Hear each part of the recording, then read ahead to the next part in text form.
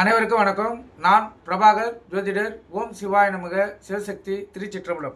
இப்போ இந்த ஆடி மாதத்தில் திருமணங்கள் செய்வதில்லை என்பது அனைவரும் தெரிந்தது. எதனால் ஆடி மாதத்தை முன்னோர்கள் தவிர்த்தார்கள், சாஸ்திரங்கள் என்ன கூறுது என்பதை பார்ப்போம். ஆடி மாதம் இறை வழிபாடுக்கு உகந்த மாதமாக போற்றப்படுகிறது. பொதுவாக இந்த மாதத்தில் விரதங்கள், வழிபாடுகள், விழாக்கள், பெரிய உற்சவங்கள் தொடர்ந்து வந்து கொண்டே இருக்கும். ஆன்மீகத்திலும் இறை வழிபாட்டிலும் மனம் ஈடுபட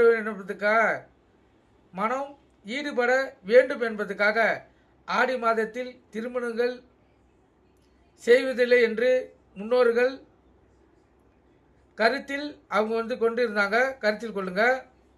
அதே போல் ஆடி மாதத்தில் சுபகாரியங்களும் எதுவும் செய்ய மாட்டாங்க, அதையும் தவிர்த்துடுவாங்க.